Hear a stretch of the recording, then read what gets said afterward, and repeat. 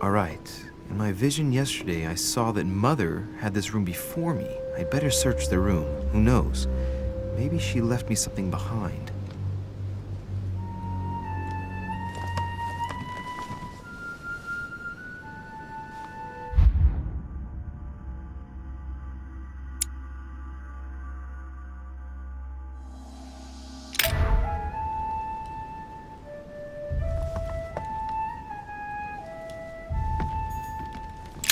I haven't even had time to unpack my cases.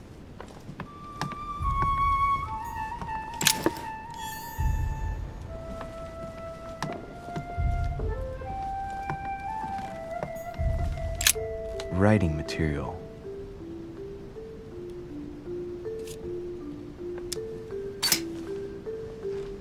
From what I see, no ink's ever been used on this quill. The smell reminds me of something. It smells like lemon. That's odd.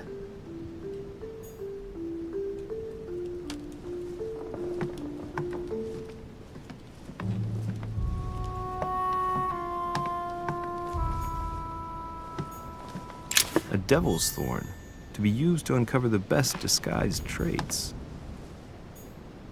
Hey, a Russian ruble. I wonder what it'd be worth today.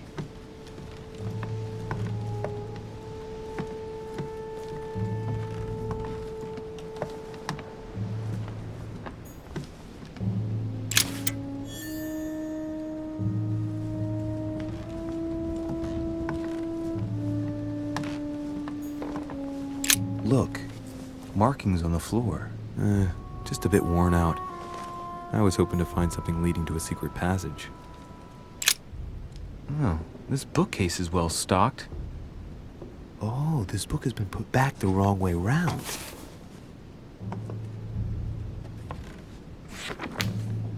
A Voyage Around the World, the travelogue of the explorer Louis-Antoine de Bougainville. One of Mother's favorite books. What a coincidence. And I don't believe in coincidences. It's just too much. I don't know what's going on here, but if you felt threatened, I'll bet you'd leave a clue, wouldn't you, Mother? Found it. A faint sign of the order, barely visible. Mother, you undoubtedly must have hidden a clue in this book.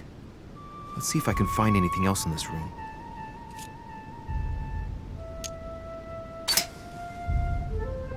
The paper's rougher around the writing. The paper's moist here. Very light stain, barely visible. And the smell reminds me of something. Come on, Louis, think. Think.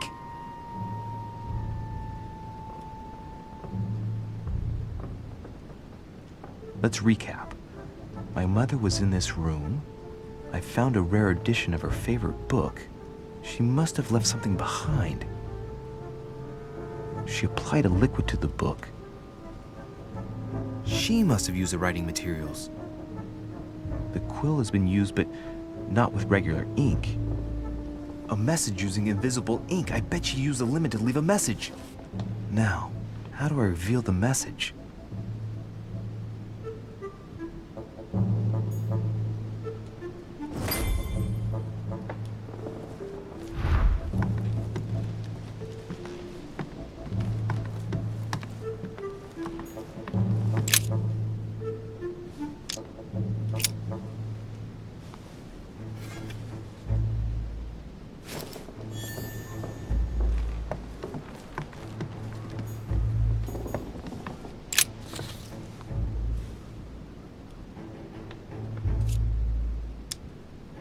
Aha! It's working! The heat reveals the message. Let's see what my mother wrote. Where all eyes size you up, you must pass by the Gorgon. Gorgon was the name of Medusa in Greek mythology. On the other hand, where all eyes size you up, I don't get it. And judging by the number of paintings in the manor, could be anywhere. After that, she adds, beware hero. The beast always charges the best protected soldier. And that's its weakness. What is my mother trying to tell me? If you've gone to so much trouble, you must not have only found something important, but you must have also felt like you were in great danger. Now I'd better hurry and find that damn Medusa. Sir, dinner is served in the red salon. Typical. I'm not hungry. Please give my apologies to all the guests. Sir Holm requests your presence, sir. Well, I guess I'm just gonna have to wait before going and looking for my Medusa. Tell him I'll be there in a minute.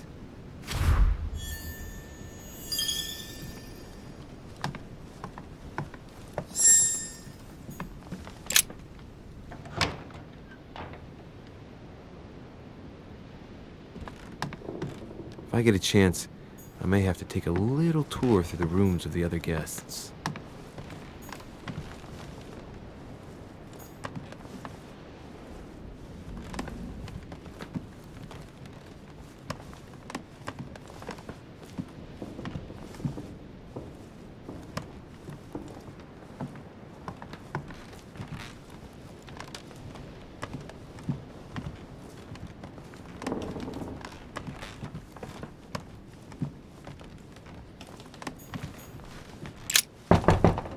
Let no one disturb me. I'm busy.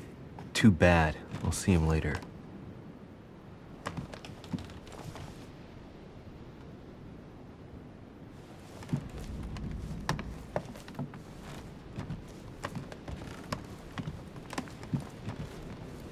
That's the door to Elizabeth's room.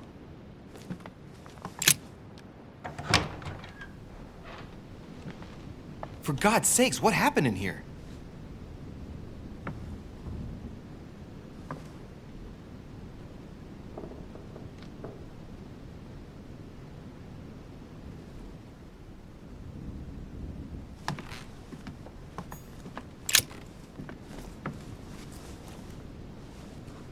A chest with a half-circle pattern.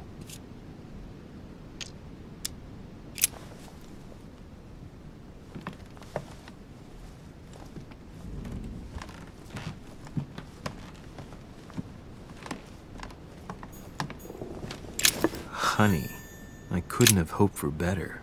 Looks like I found a box containing some kind of white crystals. Well, let's see what it tastes like. Ugh. I really need to stop tasting everything I find now.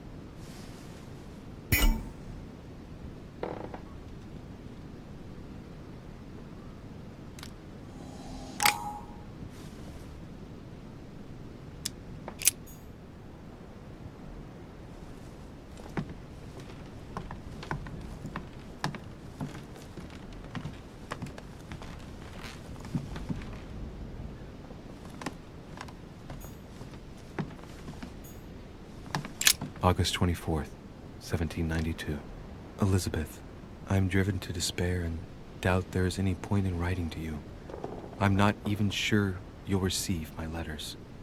Father controls my correspondence more and more. I am certain he filters our exchanges. Thankfully, one of the chambermaids is able to help me get my letters to you. But they still remain unanswered. I often think about you and pray every day to be able to hold you tight. We have so much time to make up. I beg you, answer me, please. Your loving sister, Abigail. P.S. That horrible woman came again yesterday. She spent a long time speaking with Father. I didn't understand everything because they spoke in French, but I'm sure they were talking about you. June 11th, 1791. My dear Elizabeth, your last letter gave me much cause for concern. Your words were so cold, as if emotions no longer matter to you.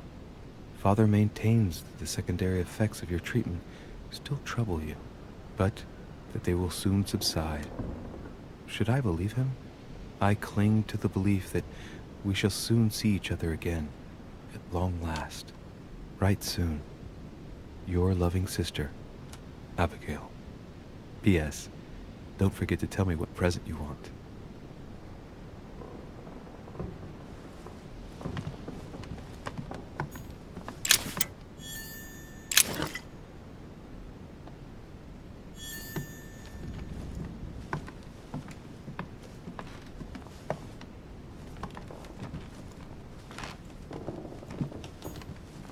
My dear Elizabeth, I'm writing to inform you of some unfortunate news.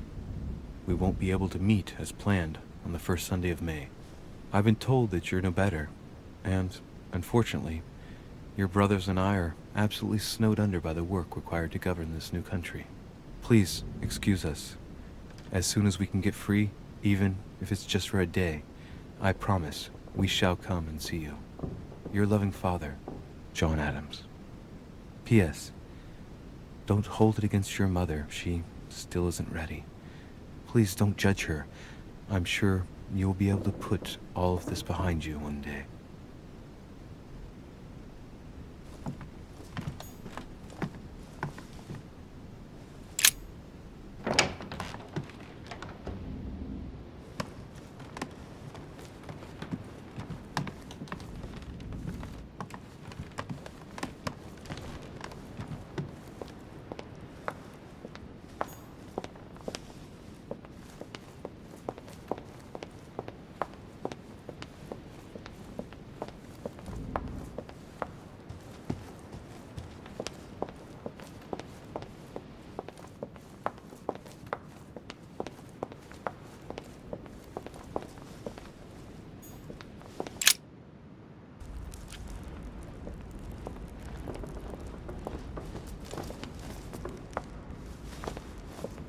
Excuse me, Monsieur de Richet.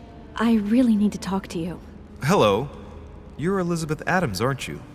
Yes, I regret that we haven't been properly introduced. Do you often fall ill like that? Yes, sometimes. But don't worry, I guess I'm kind of a frail flower. Maybe you were feeling hungry. No, it was nothing to do with being hungry. Fatigue, probably. I've been feeling more and more exhausted lately. Well, get some rest then, Elizabeth. Take advantage of the sea air and you'll soon get your strength back. Do you really want to know what made me ill? Last night, I found out that your mother was on the island. What are you doing here? My mother came here to do business with Lord Mortimer, but she seems to have gone missing, so I'm here to find her. I know your mother very well. Really? Yes, I have been in your mother's care ever since I was born. She nursed you? Oh, I wouldn't say nursed. No, I remember her stare, cold as ice.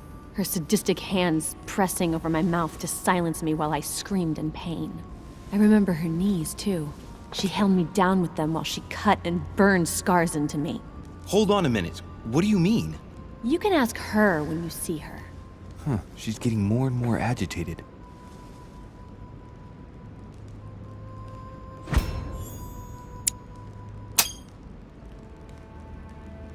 And next you're gonna tell me my mother's also responsible for that scar on your head? My heart stopped twice during the operation. I lost my memory for 6 months. You obviously have no idea of the abuse your mother inflicted on me. Wait. There must be some kind of mistake. My only mistake was ever meeting your mother. She's able to describe every detail without hesitation or getting flustered. It's becoming difficult not to believe the poor girl. Look, I've got to go. Wait. I need to know more about you and my mother. Why did she put you through all of that? There must be some reason for what she did. What's the point of rubbing salt in the wounds? You're right. I don't want this conversation to turn into an interrogation. You've suffered enough already. I respect your silence. Please excuse me. Well, thank you. I know your little game. You're no different from the rest of them. You couldn't give a damn about me. The only thing you're interested in is finding out about your mother. Don't say that. Not everyone wants to use you. Some people care about you, don't they? Haven't you got a sister? Yes. I'm sure she loves you with all her heart. She's the only one who cares about me. I would have put an end to it all by now if it weren't for her. Since you insist, I'll tell you how I met your mother. Thanks for trusting me. You see, before I was born, My mother often suffered from hallucinations and fits of anger. Soon people could barely recognize her. She became a completely different person. So my father spent an enormous amount of money paying for the best doctors, but none of them were able to cure her. The last resort was to call a priest. So, is that what your father did? No. He went to an expert in the occult. Ah, my mother. Her reputation already extended beyond our borders. My mother's fits stopped at my birth, and Sarah de Richet concluded that the evil had passed into me. Not only did it encourage her to stay, but she took the opportunity to advise my father to separate me from the rest of my family. That's how I was declared stillborn. My fate was decided that very day. It would coincide with my mother's frequent trips to America. I had my first fit when I was 3. That's when your mother began her experiments to rid me of the evil inside. I understand how you feel, but I know my mother. I'm sure she had her reasons, even if it seems difficult to believe.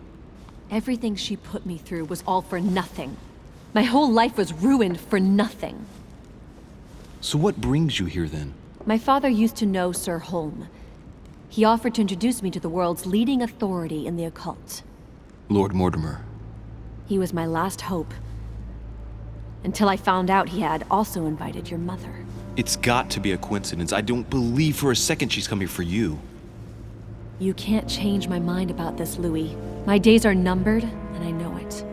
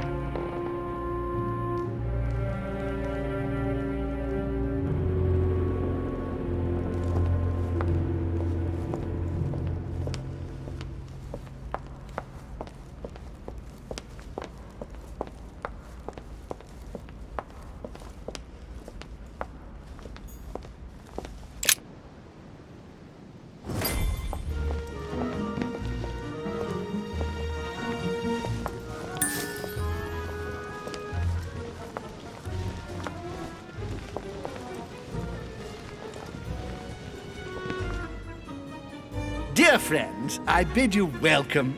I hope the night was not too short. Your Eminence, Duchess, Monsieur de Richet, allow me to introduce our new guests. They arrived during the night.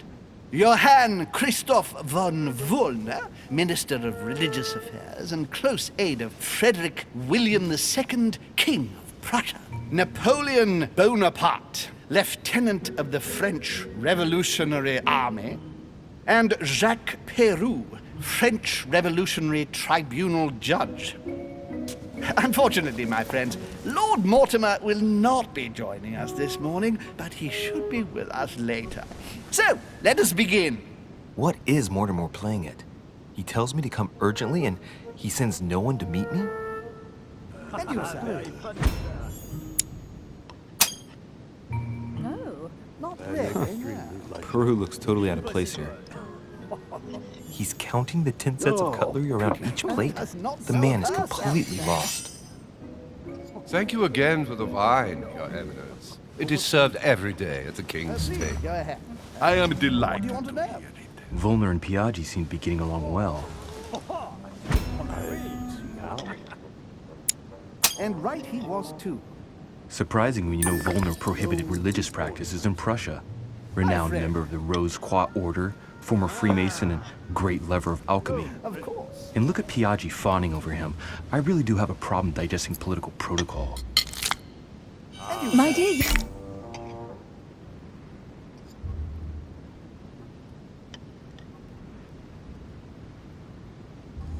Johann, how are you? Glad to make landfall at last. And yourself? Very well. And your husband? He's poorly. The French Revolution gives him terrible headaches. Oh, I understand. I shall feel better too, as soon as the situation is settled. If by chance the French crisis is emulated in Berlin, there will always be a refuge for you in London, my dear. Your offer does you honor, Emily. But London is much closer to Paris than Berlin. Beware. The French are capable of sailing up the Thames straight to the Houses of Parliament. Oh, my friend, I am shaking in my clogs.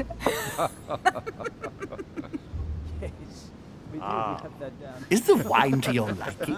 Very much so, Sir Gregory. Such complexity. Typically French. A Sauterne, isn't it? Absolutely. If I'm not mistaken, this is not Lord Mortimer's favourite wine. It is yours. In his absence, I have taken the liberty of making a slight deviation from the rule, but I count on your discretion. Don't worry, I appreciate the same grape varieties as you. I remember the last time we tasted that nectar here at this table. The finest minds of the century were present. And the last time we drank it, the orphanage in Bloomsbury was still in ruins. Would you repeat that? Oh, well, I put some small effort into the works. The orphanage reopened just before Christmas. The bedrooms, washrooms, and the classrooms had all been refurbished. I don't know what to say. You have given the girls a wonderful Christmas gift. Thank you. I made a promise. Now it is done.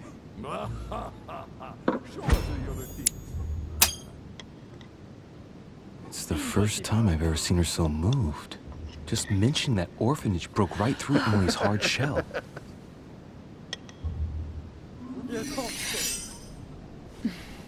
Is everything all right? Yes, thank you. I had a moment of absence, but here I am again.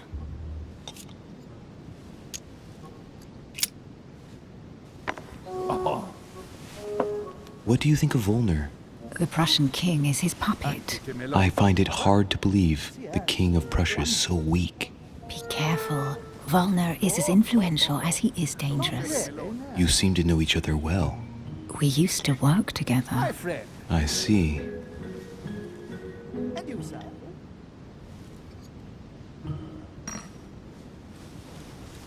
Have you any information on this Napoleon? Mortimer is arranged to keep his family out of the harmful reach of Corsican monarchists. Interesting. And that's not all. Mortimer and my mother have apparently agreed to deliver cannons to this Bonaparte. What? Since when does the Order finance wars? Are you sure? Unfortunately, yes. And the fact you didn't know my mother made this agreement makes it even stranger. Thank you, Louis. At least you have taught me something.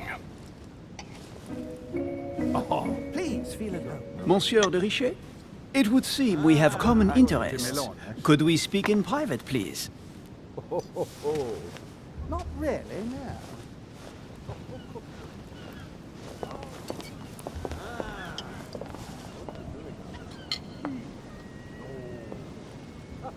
Lord Mortimer and the Golden Order, through your mother, have concluded a financial agreement. Stay composed, Louis. I'm listening. An agreement for cannons. Lord Mortimer assured me that you are to take over the project on behalf of your mother.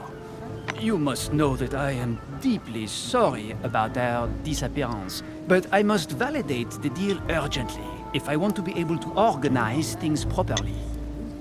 I haven't seen Lord Mortimer yet. I'm afraid I'll be unable to answer your questions. He assured me that you could replace your mother during her absence. I appreciate his confidence, but still, this is a bit hasty. But please continue. Of course, but I need to know if I can count you among my allies. Well, of course. And for that, I have a little question for you.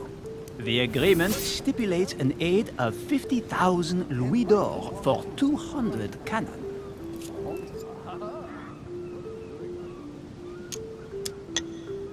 Surely such an amount will buy twice as many cannons. Don't try to pull a fast one on me.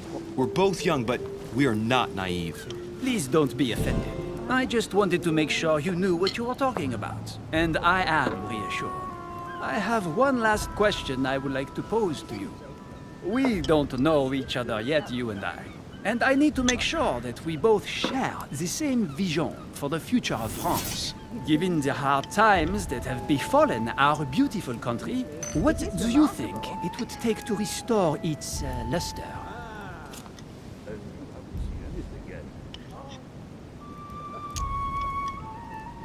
I think what France is lacking today is a truly strong leader ready to govern her. Someone who will restore her luster, who will propel her forward so once again she becomes a proud nation respected by all.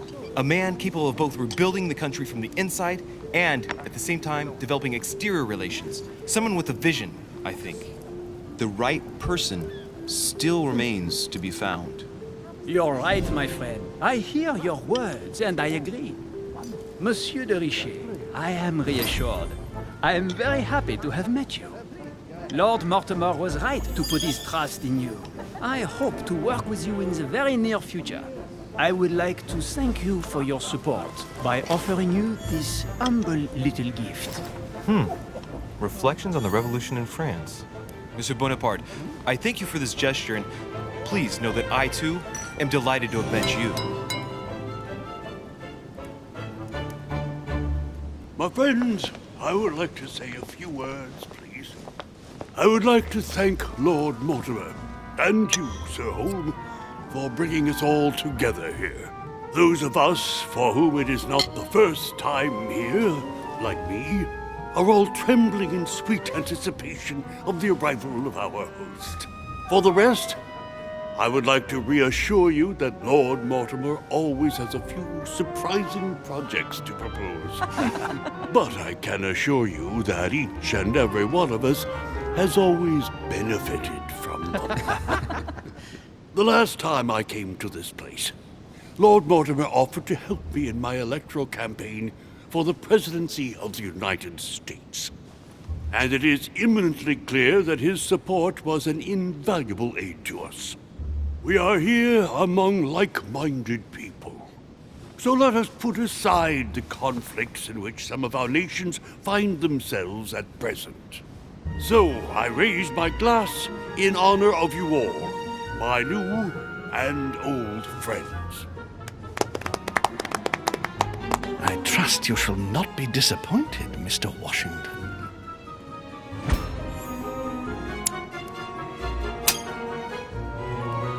Washington is a very gifted speaker.